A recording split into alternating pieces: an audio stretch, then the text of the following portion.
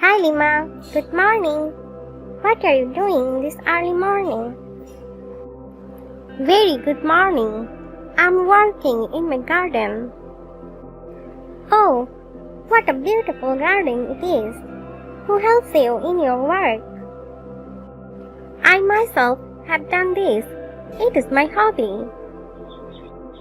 I think it is not only a flower garden. You are right.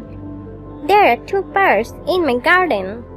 In one part, I have planted flowers, and in another part, I have cultivated vegetables. How long have you been doing this? For the last 2 years.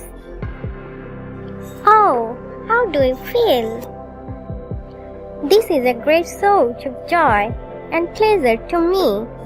It also makes my body strong and fit.